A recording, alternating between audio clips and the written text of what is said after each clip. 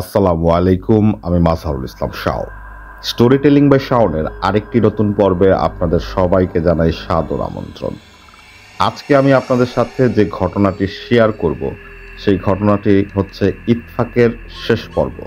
আপনারা সবাই জানেন যে ইত্তেফাকের এই ঘটনাগুলো আমাদের পাঠান ইমন রাজ ভাই, এজন্য ইমন রাজ ভাইকে অসংখ্য ধন্যবাদ। আর আরেকটি বিষয় সেটা হচ্ছে যারা আমাদের নতুন লিসেনার তাদেরকে আমি রিকোয়েস্ট করব তারা যাতে আগে ইত্তেফাকের প্রথম, দ্বিতীয় এবং তৃতীয় পর্বটি শুনে নেন, তা না হলে আপনারা ঘটনা রিলেট করতে পারবেন না। তাই কথা না বাড়িয়ে আজকে আমি শুরু করছি ইত্তেফাকের সর্বশেষ পর্ব। ইত্তেফাকের ঘটনাগুলো আমি আরিফ ভাইয়ের জবানিতেই আমাদের লিসেনারদের শোনাই। তারই ধারাবাহিকতায় আজকেও আমি ঠিক আরিফ ভাইয়ের জবানিতেই ঘটনাটি আপনাদের শোনাচ্ছি। আরিফ ভাই বলছেন, আজকে দুপুরে পুরো ঘটনা শোনা যাবে, কিন্তু তার আগে আপনি অহনার বাবাকে বলবেন যেন আজকে দুপুরে বাসায় থাকে। ইমাম সাহেব এ কথা শুনে সম্মতি দিয়ে চলে যান। সেদিন আমি আর ইমাম সাহেব, বেলাল সাহেব ও সামির সাহেব জোহরের নামাজ শেষ করে বাসায় আসার পরে রহিম ভাইকে ডাকি দারোয়ানের মাধ্যমে। আর কিছুক্ষণ পরে রহিম ভাই ও তার মহাজন মানে অহনার বাবাও আসেন। তখন আমি ওনাকে উদ্দেশ্য করে বলি, আপনাদের বাসায় কিছু ভাঙচুর করা হবে, কিছু তাবিজ উদ্ধার করতে হবে, উদ্ধার করে তাবিজগুলো জ্বালিয়ে দিতে হবে, তাই একটু অনুমতি নিতে চেয়েছিলাম। অহনার বাবা বলেন, সমস্যা নেই, তোমাদের যা ইচ্ছা করতে পারো, আমার কোনো আপত্তি নেই।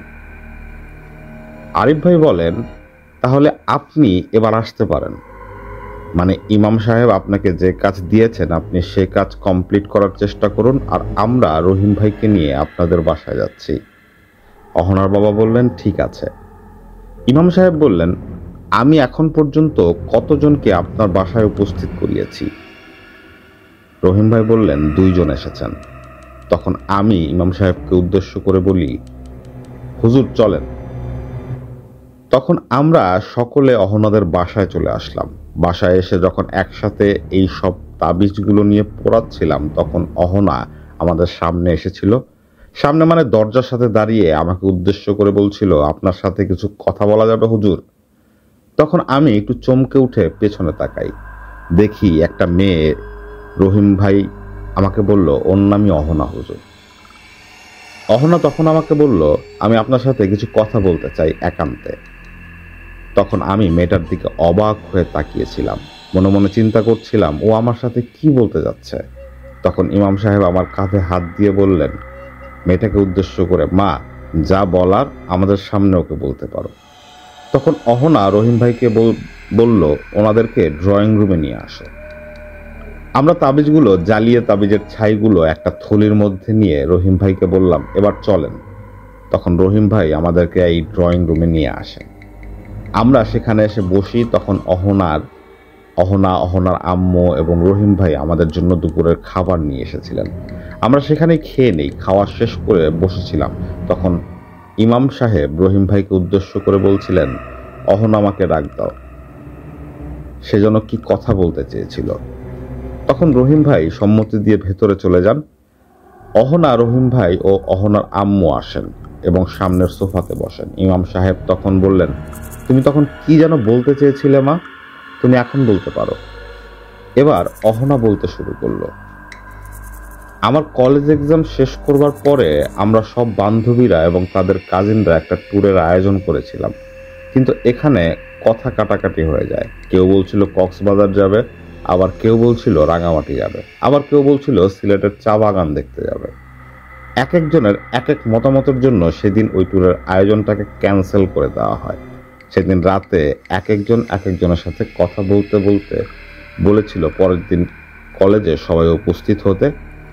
আমার এক বান্ধবী আমাকে ফোন করে বলেছিল, আমিও তাকে বিমুখ করিনি, চলে গেলাম সেখানে। যাওয়ার পর সবাই ডিসাইড হয় যে আমরা ঘুরতে যাব ঠিকই, কিন্তু সবার মতামত অনুযায়ী সব জায়গায় তো যাওয়া সম্ভব না, কারণ বাজেটও বেশি লাগবে। কিন্তু আমার কিছু বান্ধবীদের এরকম টাকা দেওয়ার সামর্থ্য ছিল না। তখন ওই গ্রুপ থেকে ডিসিশন নেওয়া হয় ওদেরকে নিয়ে যাওয়া হবে, ওদের খরচ আমরা সকলে বহন করতে হবে। এখানে কেউই দ্বিমত করেনি, সবাই রাজি হলো। দেখতে দেখতে ট্যুরের দিন চলে আসলো। আমি বাবার কাছ থেকে টাকা নিয়ে চলে গেলাম ট্যুরে। প্রথম ট্যুর হলো সিলেটে। ওখানে গিয়ে পৌঁছাতে সন্ধ্যা হয়ে গিয়েছিল, তাই হোটেলে গিয়ে রেস্ট নিয়ে রাত প্রায় 11টা কি 12টার দিকে আমরা সকলে নিচে গিয়ে খাবার খেয়ে এসে শুয়ে পড়ি। পরের দিন আমরা ঘুরতে বের হই। সেদিন চা বাগানে ঘুরতে যাই, কিন্তু ঘোরার সময় দেখছিলাম একটা ছেলেকে আমার দিকে তাকিয়ে আছে। আমি যেদিকে যাচ্ছিলাম ছেলেটা আমাকে ফলো করে করে আসছিল। ঘোরাটা শেষে হোটেলে চলে আসি। ওই সময় দেখছিলাম ছেলেটা আমাকে ফলো করতে করতে হোটেলে চলে এসেছে। তখন আমি আমার এক বান্ধবীকে ব্যাপারটা জানাই। সরি, মেয়েটার নাম আরিফ ভাইয়ের মনে নাই, তাই সে নামটা উল্লেখ করতে পারছে না এবং সে কারণে ছদ্ম নাম দেওয়া হলো। ধরে নেই সে মেয়েটার নাম মেঘলা এবং তার বয়ফ্রেন্ডের নাম আমরা ধরে নেই রাজু। বান্ধবীটার নাম হচ্ছে মেঘলা। মেঘলা তার বয়ফ্রেন্ডকে বলল কথাটা বলল যে একটা ছেলে আমাকে ফলো করছে।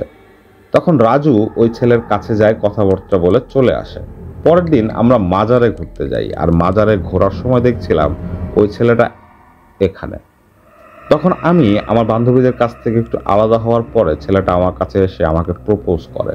তখন আমি ছেলেটাকে না করে দিই। আমি যখন ছেলেটার প্রপোজ রিজেক্ট করি, তখন ছেলেটা মন খারাপ করে চলে যায়। তারপর আমি আমার বান্ধবীদের সাথে ঘোরাঘুরি শুরু করি। পরের দিন সেখান থেকে আমরা রাঙামাটি চলে আসি। আশ্চর্যের বিষয় হচ্ছে ওখানেও সেই ছেলেটাকে দেখা যায়। যখন আমরা ঘুরতে বেরিয়েছিলাম তখনই আমি ছেলেটাকে দেখি।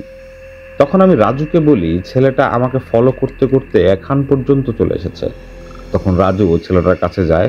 রাজু আর ওই ছেলেটা কথা বলতে বলতে এক পর্যায়ে তাদের মধ্যে তর্ক লেগে যায়, সাথে হাতাহাতি। তখন আমাদের আরো কিছু বন্ধুরাও চলে আসে আর এসে দেখছে রাজুর সাথে ওই ছেলেটার তর্কাতর্কির সাথে হাতাহাতি লেগেছে। তখন ওরা কোনো কিছু না শুনেই ছেলেটাকে ধোলাই করা শুরু করে। ওই এলাকার কিছু স্থানীয় লোকেরা আমাদের কাছ থেকে পুরো ঘটনা শুনে ওই ছেলেটাকে হসপিটালে নিয়ে যায়। আমাদেরকে কিছু না বলে তারপর রাঙামাটিতে আরো একদিন থাকা হলো, ঘোরাঘুরি মাঝে। তারপর আমরা রওনা দিই হাতিয়ার উদ্দেশ্যে। হাতিয়া এসে 2 দিন কেটে যায়। আসলে এখানে প্রাকৃতিক যে সৌন্দর্য ছিল সেটা আমাকে খুবই মুগ্ধ করেছিল। আমরা সেখানে 4 দিন থেকেছিলাম, আর এই 4 দিনে একটা ছোট্ট বাচ্চার সাথে আমার পরিচয় হয়। যেদিন চলে আসবো তার আগের দিন আমি সেই ছোট্ট বাচ্চার সাথে দেখা করতে তাদের বাড়িতে যাই। সেদিন ওর আম্মুর সাথে কথাবার্তা, ওদের বাড়ির আশেপাশে দেখতে দেখতে সন্ধ্যা হয়ে গিয়েছিল। তখন আমি ওদের কাছ থেকে বিদায় নিয়ে হোটেলে ফিরছিলাম। তো আমি রিক্সা নিইনি, হাঁটতে হাঁটতে ফিরছিলাম। হোটেলের দিকে কিছু দূর আসবার পরে একটা ফুলের বাগানের মাঝে একটা ছেলেকে দেখেছিলাম। আমাকে উদ্দেশ্য করে বলছে রাগী কণ্ঠে, ওই মেয়ে, ওদিকে কোথায় যাও? তোমার উপর বিপদ ঘুরছে, এখানে 2টা মিনিট দাঁড়াও, তারপর যাও। আমি ছেলেটার কথা শুনে ভয় পেয়ে দ্রুত হাঁটা শুরু করি। হাঁটতে হাঁটতে এক পর্যায়ে আমি হোটেলে চলে আসি। সেদিন রাতে আমি একটা স্বপ্ন দেখি। একটা ছায়া আমাকে বলছে, তোকে শত জ্ঞানে রাখবো, তুই তোর চোখে সব কিছু দেখবি। তোকে দিয়ে মালিক উড়বে আকাশে জমিনে, তার গোলাম করবে লীলা খেলা। এটা দেখে আমার ঘুম ভেঙে যায়। আমি ঘেমে গিয়েছিলাম, মনে হলো কথাগুলো আমার পাশ থেকে কেউ বলল। তখন আমি আমার বান্ধবী মেঘলাকে ডেকে তুলি। আসলে আমার ভয় লাগা শুরু হয়েছে। তখন আমি মেঘলাকে স্বপ্ন দেখার কথাটা বলি। সে এটা তোয়াক্কা না করে সে আবার ঘুমিয়ে পড়ে। কিছুক্ষণ পর আমার মনে হতে লাগলো আমার পায়ের কাছে কেউ আছে, যে খুব রাগী দৃষ্টিতে আমার দিকে তাকিয়ে আছে। আমি আবার মেঘলাকে ডাকা শুরু করি। তখন সে আমার দিকে ঘুরে তাকিয়ে বলে, কাউকে কোনো কিছু বলে লাভ নেই, তোকে সওদা করে দিয়েছে। আমি বলি, তুই কি বলছিস? এসব দেখে আমার ভয় লাগছে, মজা করিস না। তখন সে আমাকে বলে, তুই এখন ইতফাকের একটা ঘুড়ি, তোকেই ইতফাক যেভাবে বলবে তুই সেভাবেই উড়বি। তুই ওনার ঘুড়ি, তোকে দিয়ে অনেক ঘুড়ির সুতা কাটবে সে। তখন সে বিদঘুটে একটা হাসি দেয়। এই হাসিটা শুনে আমার আরো ভয় লাগা শুরু হয়েছিল। তখন আমি এক চিৎকার দিয়ে রুম থেকে বের হয়ে আসি, আর আমি সেন্সলেস হয়ে যাই। তারপর থেকে আমার আর কোনো কিছুই মনে নেই। আর আমি চোখ খোলার পরে আমি আমার নিজেকে রুমে দেখতে পাই, আমার নিজের রুমে। অহনার কথা শুনতে শুনতে আসরের আজান দিয়ে দেয়, আর আমরা মসজিদে চলে যাই। নামাজ পড়ে এসে আমি আমার রুমে চলে আসি। আসার পরে দেখতে পেলাম ইয়াসিন বসে আছে। ইয়াসিনকে দেখে আমি ইয়াসিনকে বললাম, এই ছাইগুলো কি করব? ইয়াসিন বলে, রাতে যখন খাবার নিয়ে আসবে তখন ওই খাবারের সাথে মিক্স করে খেয়ে ফেলো। হা হা হা। আমি বললাম, মজা করো না, কি করব সেটা বলো। তখন ইয়াসিন বলে, ইমাম হুজুরকে দিয়ে আসো, উনি জানেন কি করবে। তখন আমি আচ্ছা ঠিক আছে বলে নিচে চলে আসি। তখন আমি ইমাম সাহেবের কাছে ছাইগুলো দিই। তারপর উনি আমাকে বলল, অহনার পরের ঘটনাটা শুনে নাও। ইমাম সাহেব বলছিলেন যে ও যখন জ্ঞান হারিয়ে ফেলেছিল, পুরো চিৎকারের আওয়াজে সবাই বের হয়ে আসে। ও যে বলেছিল না ওর বান্ধবী ওর দিকে তাকিয়ে এগুলো বলেছিল, আসলে ওই শয়তানের ভেলকি ছিল। ওর চিৎকারে ওর বান্ধবীর ঘুম ভেঙে যায়। যখন ওর রুমের বাইরে এসে দেখে ও ফ্লোরে পড়ে আছে, তখন ওর বান্ধবীরা সবাই ওকে নিয়ে চলে আসে, আর ঘোরাফেরা করেনি। ওরা তারপর ওর বাবার কাছে সবকিছু খুলে বলে। তখন থেকে অহনা সারাদিন চুপচাপ থাকতো। এবার আসা যাক রহিমকে নিয়ে। রহিম একদিন ওদের বাসায় এসেছিল। তখন অহনার ভেতরে একটা শয়তান ছিল। তখন সে রহিমকে চিহ্নিত করে রহিমের পরিবার পর্যন্ত পৌঁছায়। এই হলো পুরো ঘটনা। আমাকে ক্ষমা করবেন, এখানে ঘটনা যত ছোট করে পড়া সম্ভব আমি তত ছোট করে দিচ্ছি। এটা ছিল ইমন রাজ ভাইয়ের কথা। আচ্ছা, আমরা এখন ঘটনায় চলে যাচ্ছি। আবার আরিফ ভাই বলছেন, আমি এগুলো শুনে রুমে চলে আসি। ইয়াসিন আমাকে বলে, কি বুঝলে? আমি বললাম, আচ্ছা ইতফাক ওর পেছনে লাগলো কিভাবে? ইয়াসিন বলল, ভাইজান তুমি পুরো ঘটনা শোনার পরও বুঝতে পারোনি? আমি বললাম, কিভাবে বুঝবো? ইতফাক অহনার পেছনে লাগার কারণটা কি সেটা তো বুঝতে পারলাম না। ইয়াসিন বলে, ভাইজান তুমি আসলে কি, তুমি এখনো বুঝতে পারছো না? অহনাকে ওই ছেলে নিজের জীবনের বিনিময়ে কালো জাদু করেছে। ওই ছেলে ইতফাকের কাছে নিজের জীবন বলি দিয়ে অহনার মৃত্যু কামনা করে গিয়েছিল। আমি বললাম, কি? ইয়াসিন বলে, হ্যাঁ, কিন্তু অহনাকে একটা কালো জাদু না, তিনটা কালো জাদু করা হয়েছিল। তবে এখানে আর একটা ভালো কথা হচ্ছে, ওই তিনটা অর্থাৎ ওই তিনটা তান্ত্রিক ইতফাকের দ্বারা মৃত্যুর স্বাদ গ্রহণ করেছিল। ওই যে কথায় আছে না, লোভে পাপ পাপে মৃত্যু। তখন ইয়াহিয়া বারান্দা থেকে বলল, গতকালকে ওই জিনটার কাছে থেকে আমি এই তথ্যগুলো নিয়েছিলাম। তখন আমি ইয়াহিয়ার কণ্ঠ শুনে আমার ভয় লেগে গেল। তখন আমি এক দৌড়ে ইয়াসিনকে গিয়ে ধরে বসি। আসলে ভয় পাওয়ার কারণটা হচ্ছে, আমি ইয়াহিয়াকে দেখিনি, আর ইয়াহিয়ার কণ্ঠ শুনলে আমার কেন জানি ভয় করে। যাই হোক, তখন আমার এই কাণ্ড দেখে ইয়াসিন ইয়াহিয়া একসাথে হেসে ওঠে। আমি নিজেকে সামলিয়ে বললাম, ফুয়াজ কোথায়, আজ আসবে না? ইয়াসিন বলে, তুমি তাকে ডাকো, তোমার ডাকে সে আসবে না এমন কোনো কথা তার কাছে আমার থেকেও তোমার মূল্যায়ন অনেক বেশি। আমি বলি, মানে কি? ইয়াহিয়া বলে, আসলে উনি যেটা বলেছেন সেটা সত্য। বড় হুজুরের কাছে ওনার বাপের পরে আপনার মূল্যায়নটা অনেক বেশি। আমি বলি, মানে? ইয়াসিন বলে, ভাইজান আমাদের কাছে তোমার জীবনটা এতটাই মূল্যবান, তোমার জীবন বাঁচাতে আমাদের যদি মরণও আসে আমরা পিছপা হব না। ইয়াহিয়া বলে, আপনাকে কম বেশি অনেকেই চিনে, যদি কেউ আপনার সাথে বেয়াদবি করার দুঃসাহস দেখায়, বড় হুজুর মানে ফুয়াজ তাদেরকে জীবিত রাখে না। তখন ফুয়াজ ওখানে চলে আসে, বারান্দা দিয়ে হাসতে হাসতে ভেতরে প্রবেশ করে। ফুয়াজ বলে, আরিফ, এই ইতফাকের সম্বন্ধে কোনো কিছু জানা সম্ভব হচ্ছে না। ওর সম্বন্ধে যতজনকে আমি জিজ্ঞেস করেছি তারা আমার কাছে মৃত্যু কামনা করেছে, কিন্তু তার সম্বন্ধে কিচ্ছু বলবে না। আমি বলি, ছোট বাবা অর্থাৎ বাদশাহ ওয়ালিদ সম্বন্ধে কিছু জানেন? উনি কোথায় আছেন? ফুয়াজ বলে, না, তবে আমি যেটা সন্দেহ করেছি সেটা হতে পারে। আমি বললাম, কি সন্দেহ করেছ? ফুয়াজ বলল, তোমার ছোট বাবা ইতফাকের কাছে বন্দী হতে পারে। আমি এটা শুনে সাথে সাথে কেঁদে দিই আর বলি, ওই শয়তানটা ওনাকে মেরে ফেলবে, তোমরা কিছু একটা করো। তখন ফুয়াজ আমাকে জড়িয়ে ধরে বলল, তুমি ভেঙে পড়ো না, তোমার ছোট বাবার কিচ্ছু হবে না। তখন আমি বলি, তুমি জানো উনি আর চাচ্চু আমার বাবা মারা যাওয়ার পর থেকে আমাকে কখনো বুঝতে দেয়নি আমার বাবা পৃথিবীতে নেই। ওনারা দুইজন সব সময় আমাকে বাবা মায়ের আদর দিয়ে রাখেন। ছোট বাবার যদি কিছু হয় আমি নিজেকে ক্ষমা করতে পারবো না। আমি ফুয়াজকে জড়িয়ে ধরে ওর বুকে মাথা রেখে এসব কথা বলছি কান্না করতে করতে। ফুয়াজ বলে, দেখো আমি তোমাকে বলছি আমি ওনাকে তোমার কাছে নিয়ে আসব। এবার আমি ইতফাকের খোঁজ না বাচ্চা ওয়ালিদের খোঁজ করব। এবার কান্না থামাও আমার ভাই, আর জানো না ছেলে মানুষদের কান্না করতে নেই। তখন আমি ওকে ছেড়ে দিই। চোখ মুছলাম, কান্না করার কারণে আমার হেঁচকি উঠে গিয়েছিল।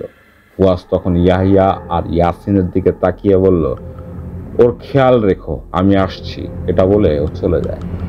ইয়াহিয়া তখন বারান্দা দিয়ে বাইরে চলে যায় আমাকে কিছু না বলে। আমার হেঁচকি ওঠার কারণে ইয়াসিন আমার জন্য এক গ্লাস পানি নিয়ে আসে, আমাকে দিয়ে সেও কিছু না বলে চলে যায়। আমি পানিটা খেয়ে শুয়ে পড়ি। এভাবে চলে যায় 6 দিন। আর এই 6 দিন অহনার বাবা প্রায় অনেকজনকেই একসাথে নিয়ে এসেছে। আর এভাবে প্রতিদিন ইয়াসিন, ইয়াহিয়া, ফুয়াজ আমাকে প্রোটেকশন দিয়েছিল। আজকে 7ম দিন রাত 10টা ইমাম সাহেব বললেন, আরিফ তুমি কি আমাদের সাথে যাবে? আমি বললাম না। ইমাম সাহেব বললেন, ঠিক আছে তুমি তাহলে থাকো। এই বলে উনি, আমির সাহেব ও বেলাল সাহেব চলে যান। কোথায় যাচ্ছে তারা?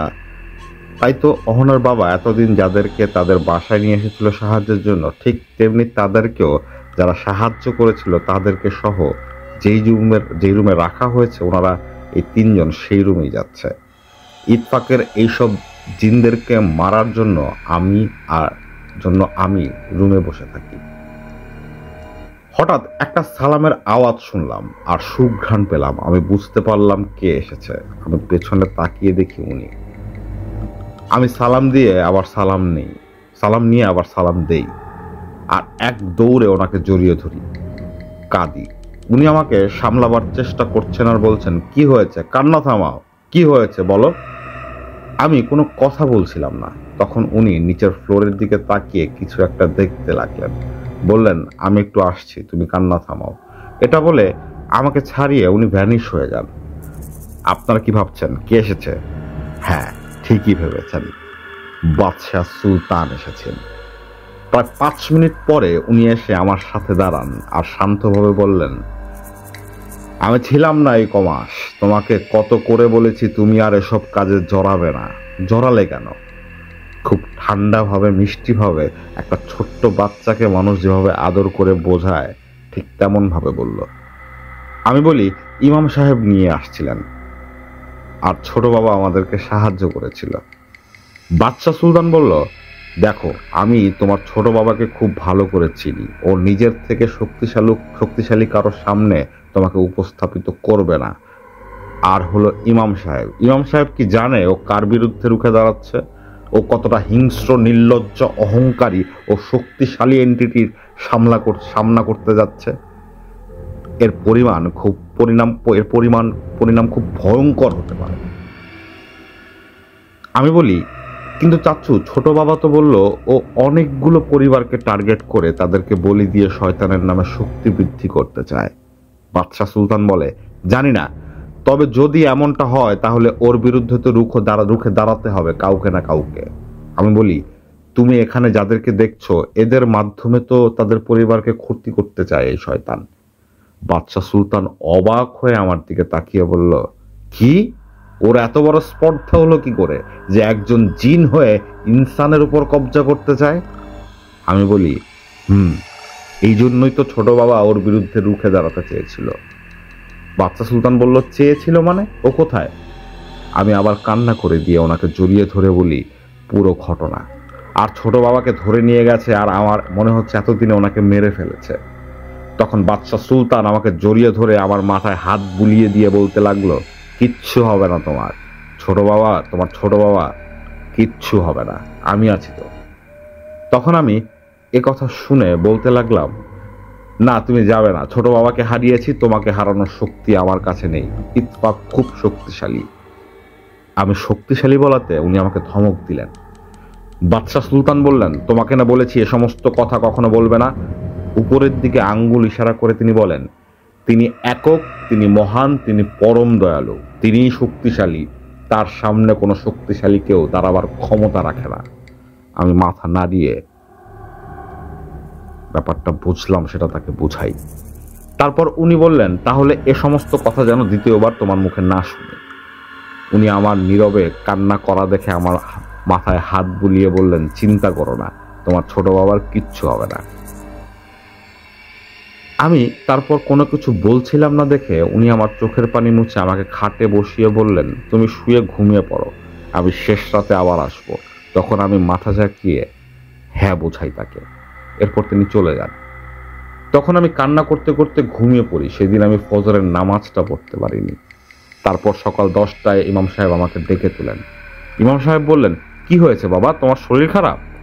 আমি বললাম, না, আসলে গতকাল রাতে চাচ্চু এসেছিল, ওনার সাথে কথা বলতে বলতে ঘুমিয়ে পড়েছি, আর সকালে ঘুম থেকে উঠতে পারিনি, তাই দেরি হয়ে গেছে। ইমাম সাহেব বললেন, ও আচ্ছা, উনি কি জানেন সবকিছু, তুমি কি বলেছ? আমি বলি, হ্যাঁ, তবে উনি এখানে এসে কিছুটা আন্দাজ করেছেন আর কিছু ঘটনা আমি বলেছিলাম। ইমাম সাহেব বললেন, আচ্ছা, বুঝতে পারলাম। আচ্ছা, তুমি এ বোতলগুলো ওনাকে দিবে যখন উনি আসবে। আমি বললাম, কি এখানে? ইমাম সাহেব বললেন, তোমাকে জানতে হবে না, উনি দেখলেই বুঝতে পারবেন। এরপর উনি চলে যান। রাতের বেলা চাচ্চু আসেন আর আমি ওনার হাতের কাছে বোতলগুলো দিয়ে দিই। বাচ্চা সুলতান বললেন, ইয়াসিন, এগুলো নিয়ে যাও। ইয়াসিন নিয়ে চলে যায়। ফুয়াজ বলে, বাবা, ওর সম্বন্ধে কেউ কিছু বলতে চায় না, সবাই ওই একই কথা বলছে, ওর সম্বন্ধে কিছু বললে ও যে ভয়ঙ্কর মৃত্যু দেবে, সেই ভয়ঙ্কর মৃত্যু থেকে আমার হাতে মরা অনেক ভালো। বাচ্চা সুলতান বললেন, আচ্ছা, তুমি কিচ্ছু জানো? ইয়াহিয়াকে উদ্দেশ্য করে বলল, তুমি কিছু জানো? ইয়াহিয়াকে উদ্দেশ্য করে বলল। ইয়াহিয়া মাথা নাড়িয়ে না বোঝালো। ফুয়াজ বলে উঠল, 4টা কবর, 2টা শ্মশান, 1টা মাছ, 2টা ছোট বাচ্চার মৃতদেহ। এ কথা শুনে বাদশা সুলতানের চোখ যেন আগুনের গোলার মতো লাল হয়ে গেল। বাদশা সুলতান বলল, আরিফ, কাল প্রস্তুত থেকো। এই বলে উনি চলে যান।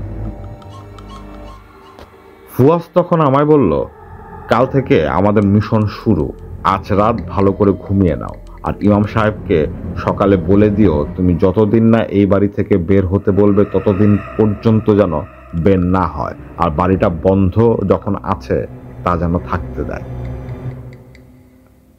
তুমি কাল এ বাড়ি থেকে বের হওয়ার আগ পর্যন্ত আমিও আছি, আর ওনাদের যাবতীয় যা জিনিস প্রয়োজন তা যেন কালকের মধ্যে নিয়ে আসে। আর ইমাম সাহেবকে এটা বলবে ওনার যে সঙ্গী যিনারা আছে ওরা কাল থেকে এখানে থাকবে, সাথে এও থাকবে, অর্থাৎ ইয়াহিয়াকেও বোঝালো। এখন তুমি ঘুমিয়ে পড়ো। সকালে ইমাম সাহেবকে সব বলার পর ইমাম সাহেব বললেন, তুমি কখন বের হবে? আমি বললাম, মাগরিবের পরে। সামির সাহেব বললেন, তুমি একা সব কিছু করতে পারবে? আমি বললাম, ইনশাআল্লাহ, চেষ্টা করব, আর বাকিটা তো আল্লাহর উপর, আমার আল্লাহ আছেন তো। বেলাল সাহেব বললেন, তারপরও তুমি একা, আর তুমি অনেক ছোট, আর এই কাজে পারদর্শী নও। ইমাম সাহেব তখন হাসলেন। হাসতে হাসতে বললেন, আপনারা ওকে ছোট দেখছেন, কিন্তু তার সাথে যারা থাকে তারা কেউ সাধারণ নয়। আপনার আমার সাথে যারা থাকে তারা খুবই সাধারণ, তারা শুধু সাধারণ না, তারা অতি অতি সাধারণ। আমি বলি, হুজুর, আমি একটু বিশ্রাম নিয়ে নেই। ইমাম সাহেব বললেন, অবশ্যই, তুমি যাও। দেখতে দেখতে মাগরিবের আজান হয়ে গেল, আর অহনার বাবাও সবকিছু কেনাকাটা করে নিয়ে এসেছে। মাগরিবের নামাজটা পড়ে বের হয়ে যাব কোনো এক অজানা স্থানে, যেখানে আমার পূর্বের কোনো কিছু পরিচিত নেই। বই, টিভিতে ঢাকা শহর দেখেছি, কখনো কল্পনাও করিনি ঢাকা শহর আসবো। আমি এখন যেখানে আছি এটা আমার কাছে একটা অচেনা জায়গা, যেখানে আমার পূর্বের কোনো পরিচয় নেই। এসব ভাবতে ভাবতে ইমাম সাহেব ডাক দিলেন। আজকে এই জায়গায় আমার শেষ নামাজ পড়া, সবার সাথে যা হোক, তখন নামাজ পড়ে নিলাম। নামাজ শেষে ইয়াসিন এসে সবাইকে উদ্দেশ্য করে সালাম দিল। আমাকে বলল, এবার চলো ভাইজান। আমি সবার থেকে বিদায় নিয়ে ইয়াসিনের সাথে বের হয়ে গেলাম। হ্যাঁ, যাওয়ার আগে ইমাম সাহেব আমাকে কিছু টাকা দিয়েছিলেন। ইয়াসিনের সাথে হাঁটতে হাঁটতে অনেক দূর চলে এসেছি। আমরা রাস্তায় একটা কথাও বলিনি। সেখানে একটা মসজিদে এশারের আজান দিয়েছিল, ওই মসজিদে গিয়ে নামাজ পড়ে নিলাম। নামাজ পড়ে বের হয়ে ইয়াসিন আর আমি একসাথে হাঁটা শুরু করলাম। হঠাৎ একটা জায়গায় এসে দাঁড়ালাম। ইয়াসিন আমাকে বলল, ভাইজান, তুমি ভিতরে যাও। জায়গাটা খুব অন্ধকার আর এইখানে লোকজনও নেই। আমি বললাম, জায়গাটা তো পুরো অন্ধকার, আমি ভেতরে কোথায় যাব?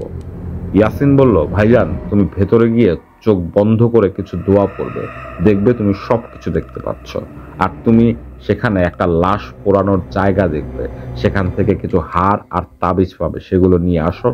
ভয় নেই, কেউ তোমাকে ভয় দেখাবে না, কিন্তু তোমার দিকে তাকিয়ে থাকবে আর মরা কান্না কানতে থাকবে। আমি তার কথা মতো ভিতরে যাই আর চোখ বন্ধ করে একটা দোয়া পড়লাম, আর পুরো শরীরে ফু দিয়ে চোখ খুলে তাকালাম। দেখলাম একটা জায়গায় একটা কুবুরির আলো জ্বলছে, একটা কুপির আলো জ্বলছে।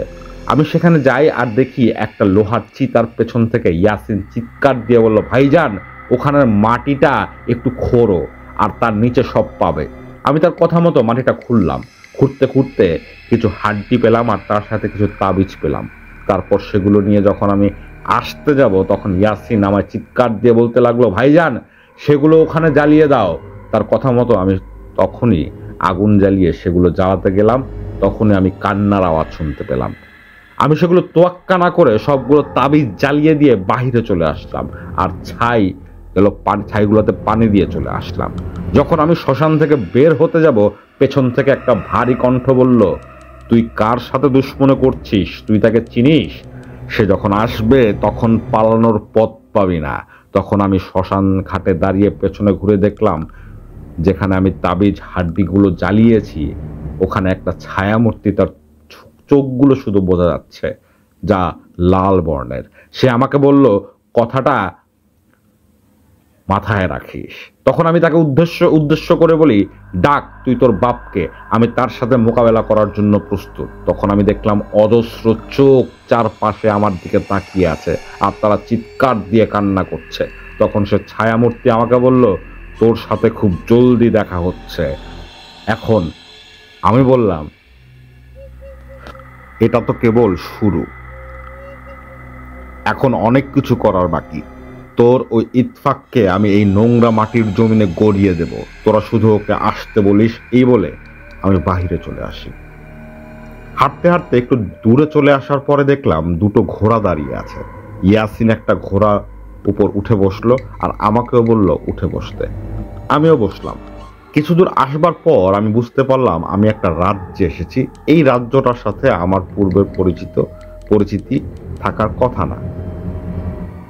তারপরও প্রবেশ করলাম। রাজ্যের মধ্যে প্রবেশ করতেই দেখলাম উনি দাঁড়িয়ে আছেন আমাদের জন্য।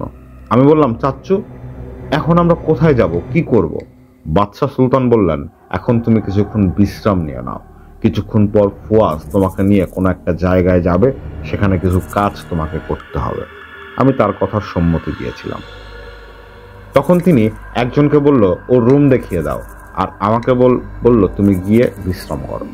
আমি সেখানে বিশ্রাম নিতে নিতে কখন যে ঘুমিয়ে পড়লাম আমি জানি না। ফুয়াজের ডাকে আমার ঘুম ভাঙলো। ফুয়াজ বলল, তুমি যাবে না? আমি ঘুম ঘুম চোখে বললাম, কোথাও যাব না, আমাকে ঘুমাতে দাও।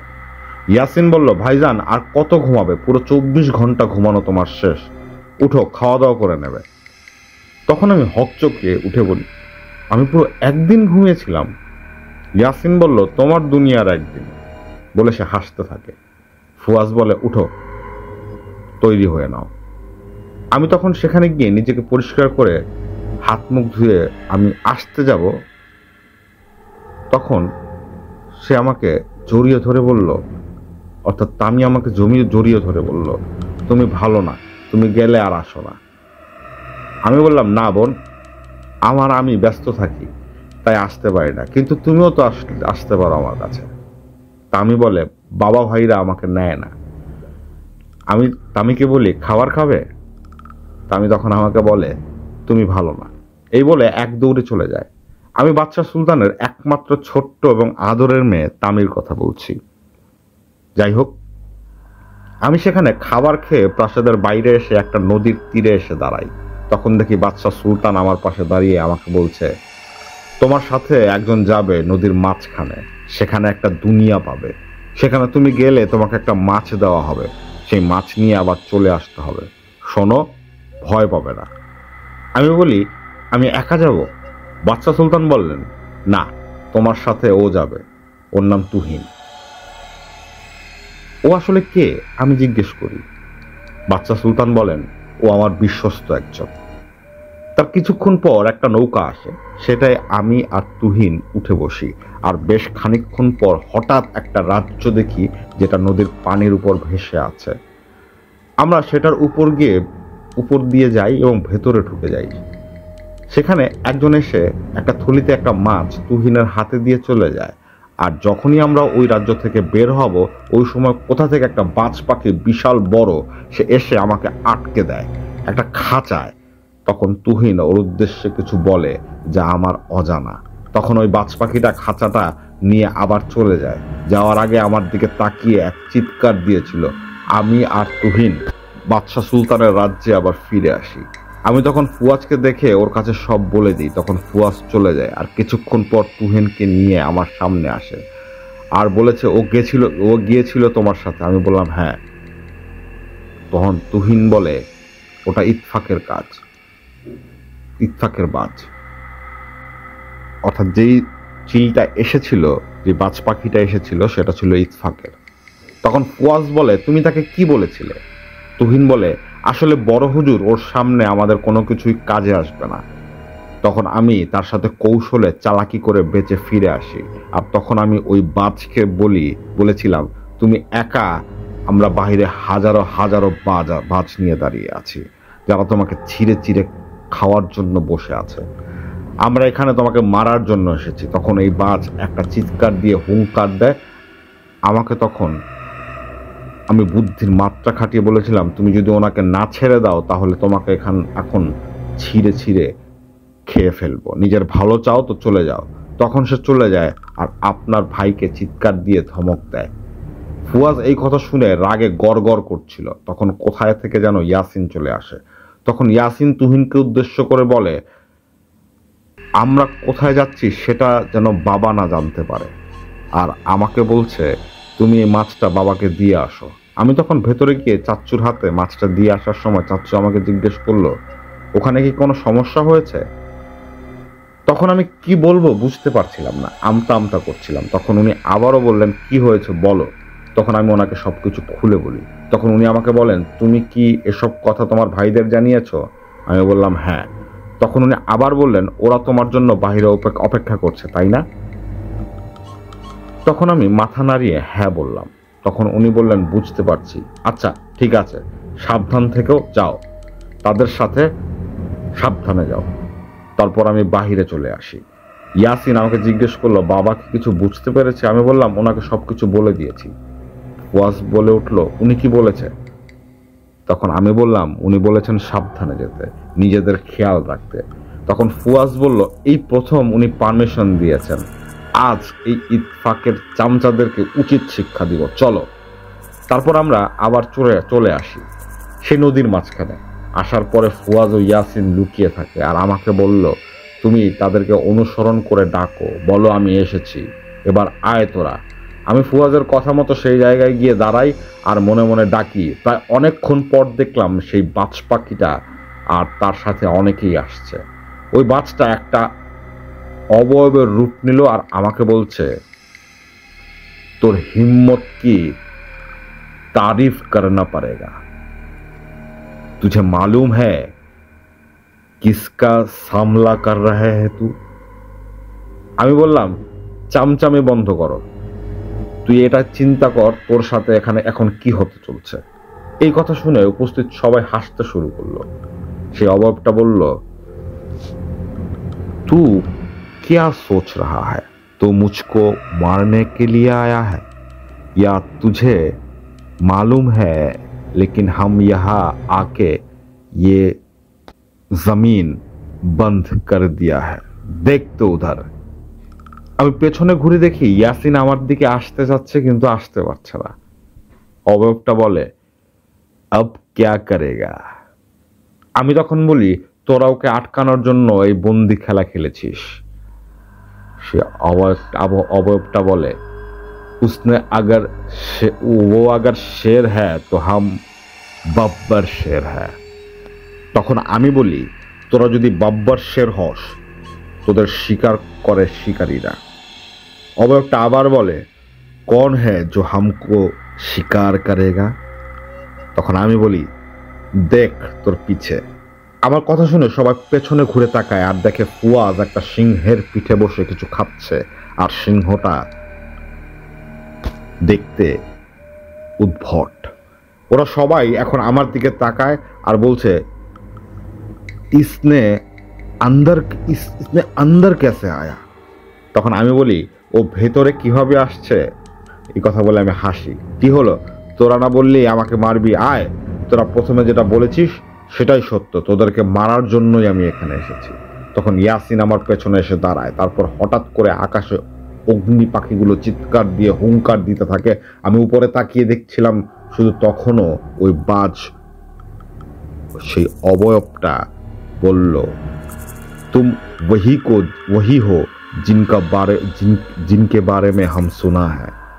ইয়াসিন বলে, তোরা শুনেছিস, দেখিস নাই।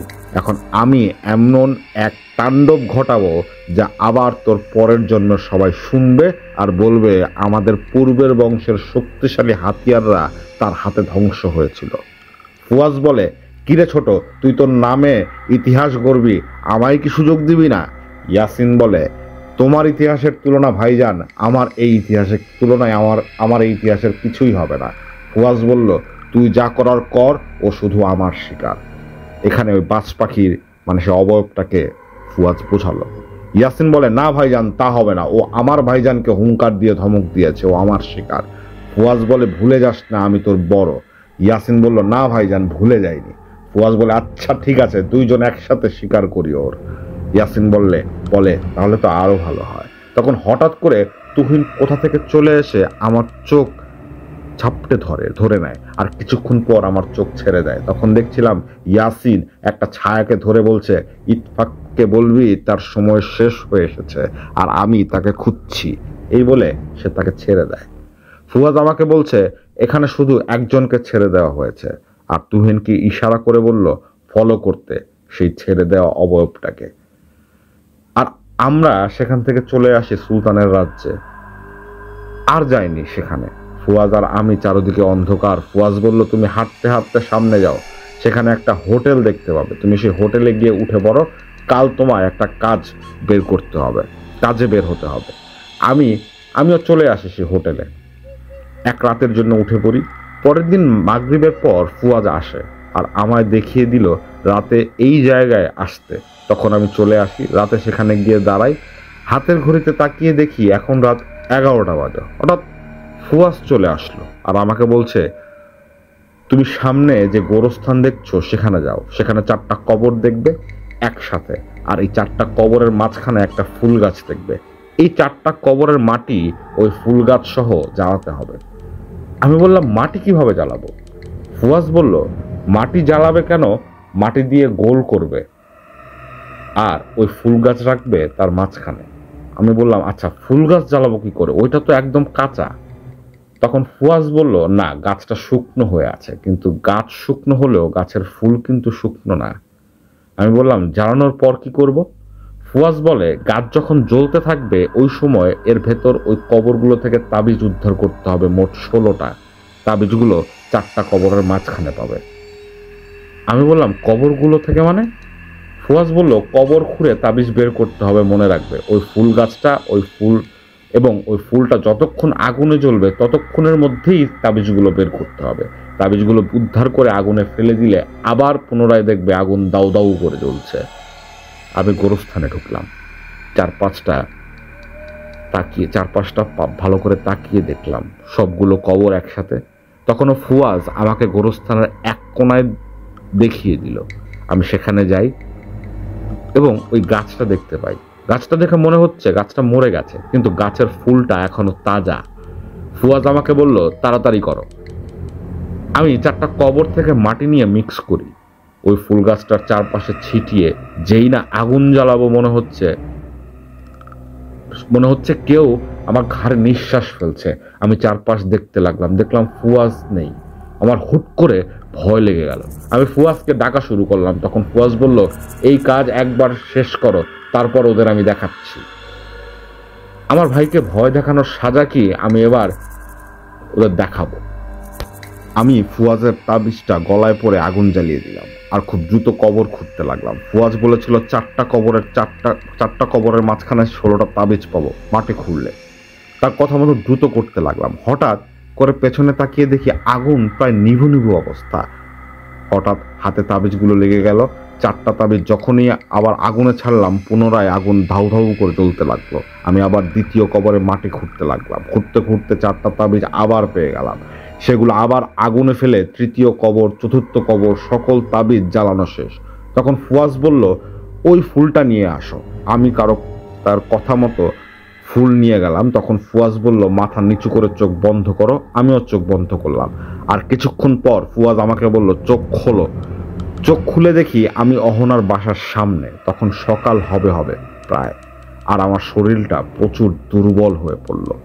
ফুয়াজ আমাকে বলল, তুমি ইমাম সাহেবকে বলে দেবে অহনা যাতে এই ফুলটা দিয়েই গোসল করে 3 দিন। এটা বলে তুমি আবার চলে আসো। আমি বাড়ির ভেতরে গিয়ে দরজা নক করি। বেলাল সাহেব দরজা খুলে দেন। আমি ভেতরে গিয়ে দেখি ইমাম সাহেব কোরআন তেলাওয়াত করছেন। ইমাম সাহেব আমাকে দেখে এসে জড়িয়ে ধরলেন আর বললেন, তুমি 2 দিন পর চলে আসছো? আমি এখনো কাজ শেষ করতে পারিনি। আপনি এই ফুলটা অহনার বাবাকে দিয়ে বলবেন অহনা যাতে এই ফুলটা দিয়ে টানা 3 দিন গোসল করে। তারপর আমি চলে আসি। বাইরে এসে দেখলাম ফুয়াজ একটা রিক্সা নিয়ে দাঁড়িয়ে আছে। আমাকে বলে বসলো, তাড়াতাড়ি আসো, রিক্সায় ওঠো, বাস কাউন্টারে যেতে হবে। আমি রিক্সায় উঠে বসি। আমি বাসায় যাওয়ার পরে মানুষের রূপ নিয়ে নিয়েছিল। ফুয়াজ রিক্সাওয়ালাকে বলে দিয়েছিল কোথায় যেতে হবে। কিছুক্ষণ পরে আমরা একটা বাস কাউন্টারের সামনে এসে নামি। ফুয়াজ আমাকে বলল, তুমি গিয়ে একটা টিকিট নিয়ে এসো, এই বাসে উঠো, বাসে উঠে বসো। সেখানে অনেকগুলো বাস ছিল, কিন্তু একটা বাসকে নির্ধারিত করে বলল। আমি যথারীতি তার কথা মতো সেই বাসের টিকিট কেটে বাসে উঠে বসি। প্রায় 6-7 ঘন্টা পরে একটা জায়গায় ফুয়াজ আমাকে বলল নামতে। সেখানে নামার পরে ফুয়াজ বলল, এখানে একটা হোটেল আছে, এই হোটেলে তুমি গিয়ে বিশ্রাম নিয়ে নাও, রাতে আমরা বের হব। তারপরও চলে যায় বাসে। যা ঘুমানোর আমি ঘুমিয়ে নিয়েছিলাম। তাই হোটেলে না উঠে একটা চায়ের দোকানে বসেছিলাম। এদিক সেদিক করে রাত হয়ে গেল। তখন আমি একটা নিরিবিলি জায়গায় গিয়ে ফুয়াজকে মনে মনে রাখছিলাম। ফুয়াজ তখন আমার পেছনে চলে আসে আর আমাকে বলছে, তোমাকে না বলেছিলাম হোটেলে উঠতে, তুমি হোটেলে ওঠোনি কেন? তখন আমি বললাম, অযথা টাকা খরচ করবো কেন, রাতে তো বের হতেই হবে। আর হোটেলে উঠিনি কারণ ইচ্ছে করেনি। তখন ফুয়াজ বলল, হয়েছে চলো। এবার আমি তখন ফুয়াজ আমার কথার উত্তর না দিয়ে আমার সামনে দিয়ে হাঁটা শুরু করলো। আমিও তার পেছনে পেছনে হাঁটছিলাম। বেশ কিছুক্ষণ হাঁটার পরে একটা জায়গায় এসে দাঁড়ালাম। আমি হাঁটতে হাঁটতে আমার পায়ে ব্যথা হয়ে গেছে। তখন আমি বললাম, আর কত দূর? ফুয়াজ বলে, এদিকে আসো। আমি ওর কাছে গেলাম। ফুয়াজ আঙুলের ইশারায় একদিকে তাক করে বলছিল, এই যে দেখতে পাচ্ছ, এটা একটা চিতা, এখানে কত মানুষকে পুড়িয়েছে। আর এখানে একজন তান্ত্রিক তার লোভের জন্য 2টা ছোট ছোট নিষ্পাপ বাচ্চাকে জ্যান্ত আগুনে পুড়ে মেরে তাদের শরীর থেকে হাড্ডি নিয়ে অহনার চুল, নখ, কাপড় দিয়ে কালো জাদু করেছিল ইতফাকের মতো নিকৃষ্ট একটা এন্টিটিকে খোদা মেনে খুশি করবার জন্য। আস্তাগফিরুল্লাহ। তুমি এখান থেকে এইসব আলাদা করবে আর এগুলো আগুন জ্বালিয়ে হাড্ডিগুলো শ্মশানের বাহিরে গায়েবী জানাজা পরে পুঁতে দাও। তখন আমি তার কথা মতো সেইগুলো করলাম। এসব কাজ করা শেষ করে যখন ফুয়াদের সামনে দাঁড়ালাম, তখন ও বলল, কিছুক্ষণ পর সকাল হবে, তুমি কোনো হোটেল থেকে পর্যাপ্ত পানি খাবার নিয়ে এই যে পাহাড়টা দেখছো এটার উপরে চলে যাবে, ভয় পাবে না, আমরা আছি। আমি মাথা ঝাঁকিয়ে হ্যাঁ বোঝালাম। তখন সে চলে যায়। আমি ফুয়াদের কথা মতো সেই পাহাড়ে চলে আসি। প্রথম দিন রাত কোনো সমস্যা হয়নি। দ্বিতীয় দিন রাতে বাদশা সুলতান আমার সাথে দেখা করতে আসেন। ওনার সাথে কথা বলছিলাম, ওই সময় ইতফাকের সব শক্তিশালী এবং পুরো বহর নিয়ে চলে আসে ইতফাকের সেনা।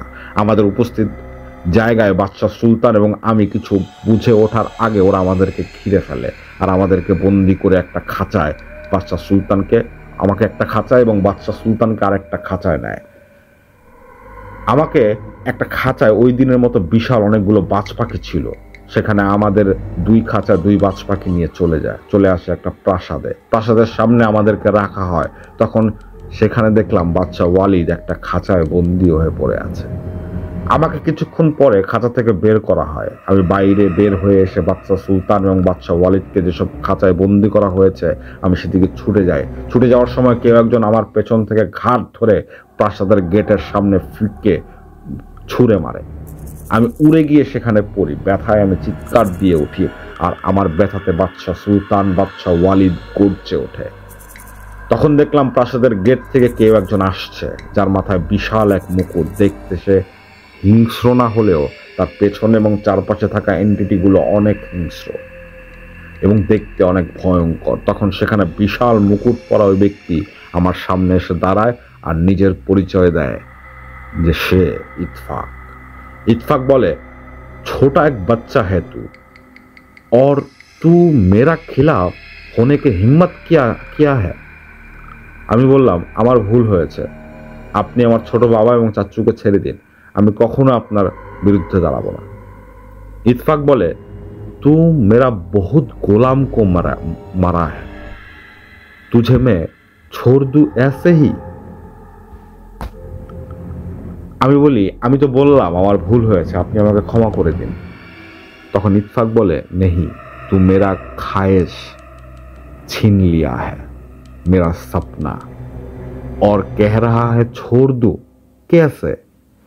বাদশা ওয়ালিদ বলে, ও ছোট বাচ্চা, ও না বুঝে তোর বিরুদ্ধে দাঁড়িয়েছে, তুই ওকে ক্ষমা করে দে। বাদশা সুলতান বলে, इत्फाक ও ছোট বাচ্চা, ওকে ছেড়ে দে। इत्फाक बोले, सुल्तान मेरा दुश्मन, कभी सोचा नहीं तुम्हारा साथ ऐसे हमारा मुलाकात होगा, लेकिन अच्छा हुआ आज मैंने यही ही डेविल ऑफ द गॉड को मार के खुद को खुदा साबित करूंगा। আমি বললাম, আপনি আমাদেরকে ছেড়ে দিন, কখনো আমরা আপনার বিরুদ্ধে দাঁড়াবো না। इत्फाक बोले, तुझे मैंने उस सितम में देखा लेकिन कुछ भी नहीं किया, क्योंकि तुझे मैंने डेविल ऑफ द गॉड का सच पकड़ना चाहता था, इसलिए मैंने इतना कुछ किया है। ठीक तখন बादशाह वालिद खाचा থেকে হুঙ্কার দেয়, शेर को रोकने का लिए इतना कुछ किया है और शेर को बंदी भी कर लिया है, तुमको बस इतना तक मालूम है, लेकिन यहाँ 4 के 4 बंदी जिन्नात को मालूम है यहाँ आज क्या होने वाला है, क्या सोच रहा है तू। तुमने शेर को रुका लेकिन बब्बर शेर को नहीं। तुमने जिस शेर को बंदी किया है उनकी 2 बब्बर शेर है, जिनकी सामना कर सके ऐसा कोई जिन्नात अल्लाह ने पैदा नहीं किया आज तक इस दुनिया में। বাদশা ওয়ালিদ এটা বলার পর আমার দিকে ঘুরে তাকায় আর বলছে, ओ कौन है उसको बारे में बाद में देख लेंगे, पहले इसका मौत देख ले और इसका बाद तेरा नाम। এই কথা বলে ও আমার দিকে এগোচ্ছিল। ঠিক তখনই আকাশে অজস্র আগুন পাখি আকাশে চক্কর দিয়ে ঘুরছে আর খুব বিশ্রী শব্দ করছে। इत्फाक উপরে তাকিয়ে একটা বিদঘুটে হাসি দিয়ে আমার দিকে তাকায় আর বলছে, ये सब क्या है, यह सब क्या है, मुझे रोकेगा। तखन बादशाह वालिद बोलो, यासीन आ गया है, तुझ जैसा कमीना को शिकार करने के लिए शिकारी आ गया। তখন ইতফাক কাউকে ইশারা দিয়ে কি যেন বোঝালো। তখন আমি দেখলাম বাদশা ওয়ালিদ এবং বাদশা সুলতানের খাঁচা কাপড় দিয়ে ঢেকে দেওয়া হলো। তারপর সে ঘুরে আমার দিকে তাকায় আর হাসতে হাসতে আমার দিকে আসছিল। সে যখন আমার খুব কাছাকাছি চলে এসেছে তখন ইয়াসিন চলে আসে আর ওকে ধাক্কা দিয়ে দূরে সরিয়ে দেয়। ইয়াসিন আমাকে বলছে, ভাইজান তুমি ওই সিংহাসনে গিয়ে বসো চোখে কাপড় দিয়ে। তখন ইতফাক বলে, तेरा इतना हिम्मत जो मेरे को टच करने की हिम्मत किया, तुझे पता भी है इसका अंजाम क्या होगा। ইয়াসিন বলে, আমি সব সময় নরমাল এবং ভদ্রভাবে থাকি, কিন্তু আমার ইতিহাস তুই এখনো জানিস না, তবে এতটুকু জেনে নে তোর আজকেই শেষ দিন। আর আমাকে বলল, তুমি যাও। আমি যখন সেদিকে যাচ্ছিলাম তখন ইতফাক আবার আমার সামনে এসে আমাকে তুলে ধরে ধরে একটা আছাড় দিয়ে দূরে সরিয়ে দেয়। আমি আবার ব্যথায় চিৎকার দিয়ে উঠেছিলাম। ইয়াসিন এটা দেখে ওর দিকে এগিয়ে যাবে, এমন সময় ফুয়াস চলে আসে আর আমাকে মাটিতে কাতরাতে দেখে ফুয়াস পুরো ক্ষেপে যায়। তখন আমি মাটি থেকে ইতফাকের দিকে তাকিয়ে দেখছিলাম সে ফুয়াসকে দেখে ভয়ে পিছিয়ে হাঁটতে শুরু করলো, আর ফুয়াস তার দিকে তাকিয়ে তাকে খপ করে ধরে আর পাগলের মতো আছাড় মারতে শুরু করে। তখন ইয়াসিন ওইখানে যে সেসব শক্তিশালী জিন ছিল তাদেরকে এক এক করে মারতে শুরু করে, আর আমি দেখছিলাম ফুয়াসকে মানুষ যেভাবে কাপড় উপরে তুলে আছাড় দেয় ঠিক সেরকমভাবে সে ইতফাককে আছড়াতে থাকে। সেভাবে ইয়াসিন এবং ফুয়াজ ইতফাকের সাম্রাজ্য, ইতফাকের বহর সব ধ্বংস করতে লাগলো। আমি এগুলো না দেখতে পেরে অজ্ঞান হারিয়ে ফেলি। আমার চোখ খুলে আমি দেখলাম আমার রুম বলতে লক্ষ্মীপুরে। আমি বাসা থেকে নিচে নেমে আসি আর ইমাম সাহেবকে দেখলাম। তখন উনি বললেন, রুমে চলো, তুমি কথা আছে। তুমি আজ 2 দিন যাবৎ অজ্ঞান ছিলে। তোমাকে ফুয়াজ অহনাদের বাসায় নিয়ে এসেছিল। ফুয়াজ তোমাকে ভর করেছিল আর আমাকে সব কথা বলে সে তোমার শরীর ছেড়ে চলে যায় আর তুমি মাটিতে লুটিয়ে পড়ো। আমি বলি, ফুয়াজ কি বলেছিল? ইমাম সাহেব বললেন, ইতফাককে মেরে ফেলেছে এবং ইতফাকের পুরো বহর আর অহনা এবং ওখানে কোনো সমস্যা হবে না। অর্থাৎ অহনাদের পরিবারের আর ওদের সাথে রিলেটেড যারা ছিল তাদের আর কোনো সমস্যা হবে না। ইতফাক শেষ। এটাই ছিল ইমন রাজ ভাইয়ের পাঠানো আরিফ ভাইয়ের ঘটনা ইতফাকের 4টি পর্ব হলো। প্রথম 3টি পর্ব আমরা আগে প্রচার করেছিলাম। আজকের প্রচারিত হলো ইতফাকের শেষ পর্ব। আশা করি আপনাদের ইতফাকের এই পুরো ঘটনাটাই ভালো লেগেছে। যারা ইতফাকের প্রথম, দ্বিতীয় এবং তৃতীয় পর্বটি শোনেননি তারা দয়া করে সেই 3টা পর্ব শুনে আসবেন, যেগুলো স্টোরি টেলিং বাই শাওনের ইউটিউব চ্যানেলে আগে থেকেই আপলোড করা আছে। তা না হলে আপনারা ঘটনার বিষয়বস্তু বুঝতে পারবেন না, কোনটা কেন হলো, কিভাবে আসলো, কোন ঘটনা কিভাবে মন নিল, সেই বিষয়ে আসলে আপনারা বুঝতে পারবেন না। তাই আমি আপনাদের রিকোয়েস্ট করছি আপনারা আগে সেই পর্বগুলো শুনে আপনারা এই পর্বটি শুনবেন। সবাইকে ধন্যবাদ। সব থেকে বেশি ধন্যবাদ আমি দিতে চাই ইমন রাজ ভাইকে, যিনি এত কষ্ট করে আরিফ ভাইয়ের কাছ থেকে এই ঘটনা সংগ্রহ করেন। তিনি সৌদি আরব থাকেন, সেখানে তিনি কাজ করার পাশাপাশি সময় করে তিনি আমাদের এই ঘটনা লিখে পাঠিয়েছেন। এজন্য আপনাকে অসংখ্য ধন্যবাদ। ইমন রাজ ভাই আমাদের জন্য আরেকটা ঘটনা পাঠাবেন। সেই ঘটনার শিরোনামও ইমন রাজ ভাই আমাদের বলেছেন। সেই ঘটনার বিষয়বস্তু হবে ফুয়াজ এবং তুষার, এই দুইজনের ভেতর যুদ্ধ হবে। ফুয়াজ যেমন সত্যের জন্য চলে, ঠিক তেমনি তুষারও সত্যের জন্য চলে। শুধু এখানে কোনো একটা কারণে তুষারের চোখে আরিফ ভাই দোষী, তাই তুষার আরিফ ভাইকে মারতে চায়, যা ফুয়াজ জানতো। আর না তো ইয়াসিন যখন ফুয়াজের মুখোমুখি তুষার হয়েছিল তখন কি হয়েছিল? ফুয়াজ কি তুষারের মতোই শক্তিশালী জিনকে মেরে ফেলেছিল? এই ঘটনা নিয়ে ইমন রাজ ভাই আবার আমাদের মাঝে হাজির হবেন ইনশাল্লাহ। আমরা সেই ঘটনার অপেক্ষায় থাকলাম। আজকের মতো এটাই ছিল ইতফাকের শেষ ঘটনা, অর্থাৎ শেষ পর্ব। আশা করি আজকের এই ঘটনাটি আপনাদের ভালো লাগবে। আমাদের এপিসোডটি আজকে এই পর্যন্তই ছিল। আশা করি যারা আমাদের ঘটনা পছন্দ করেন, যারা স্টোরি টেলিং বাই শাওনে প্রচারিত ঘটনাগুলো শোনেন, তাদেরকে আমরা রিকোয়েস্ট করব আপনারা আপনাদের পরিচিত মানুষদের কাছে আমাদের চ্যানেলের কথা শেয়ার করবেন, যারা ভৌতিক ঘটনা শুনতে পছন্দ করেন। আপনারা যারা এখন পর্যন্ত আমাদের চ্যানেলটিকে সাবস্ক্রাইব করেননি তাদের কাছে রিকোয়েস্ট, আপনারা আমাদের চ্যানেলটিকে সাবস্ক্রাইব করবেন, লাইক বাটনে ক্লিক করবেন, বেল বাটনে ক্লিক করবেন, কারণ আপনাদের এই কাজগুলো আমাদের আরও উদ্যমী করে তোলে, আরও ভালো ভালো এপিসোড, আরও ভালো ভালো ঘটনা সংগ্রহে আমাদের উৎসাহ যোগায়। ইনশাল্লাহ আমরা আপনাদের জন্য আরও ভালো ভালো ঘটনা সামনে নিয়ে আসব। আর আরেকটা বিষয় আমি বলতে চাই, সেটা হচ্ছে অনেক সময় অনেক বিষয় থাকে ঘটনার মাঝখানে যেগুলো একটু কনফিউজিং। তো সেক্ষেত্রে আসলে যিনি আমাদের ঘটনা পাঠিয়েছেন বা যার কাছ থেকে সংগ্রহ করে আমাদের যিনি ঘটনা পাঠিয়েছেন, আসলে অনেক ব্যাপার থাকে যেগুলো আসলে আমরা সাধারণ মানুষ যারা আছি তাদের মাথায় ব্যাপারগুলো ধরে না। হয়তো তারা এমন অনেক কথাই বলেন যেটা প্রতীকী হিসাবে বলেন, যেটা আমরা আসলে হয়তো রিলেট করতে পারি না বা ব্যাপারগুলো আমরা ধরতে পারি না। সেক্ষেত্রে আসলে এই ব্যাপারগুলো আমাদের লিসেনার যারা আছেন, যারা অনেক আগে থেকেই আমাদের ঘটনা শোনেন, তারা হয়তো বোঝেন, বা যারা নতুন লিসেনার আছেন তারা হয়তো ব্যাপারগুলো কানেক্ট করতে পারেন না। ঠিক তাদের জন্যই আমার এই কথাগুলো বলা। আর আপনারা যারা আমাদের চ্যানেলে আপনাদের ঘটনা শেয়ার করতে চান, আপনারা অবশ্যই আপনাদের ঘটনাটি লিখে আমাদের মেল করবেন storytelling@gmail.com, অথবা আপনারা যদি চান আপনারা নিজেদের ভয়েসে আমাদের ঘটনা শেয়ার করবেন। সেক্ষেত্রে আপনারা আপনাদের ভয়েস রেকর্ডিংটা আমাদের মেল করে দেবেন। ইনশাল্লাহ যদি সেটা প্রচারযোগ্য হয় আমরা অবশ্যই সেই ঘটনা প্রচার করব। আমরা ইমনরাজ ভাইকে আবারও ধন্যবাদ জানাচ্ছি ইতফাকের ঘটনার জন্য, এবং সামনে যে ঘটনার কথা তিনি আমাদের বলেছেন আমরা সেই ঘটনার অপেক্ষায় থাকলাম। সবাই ভালো থাকবেন। আজকে আসছি। আসসালামু আলাইকুম।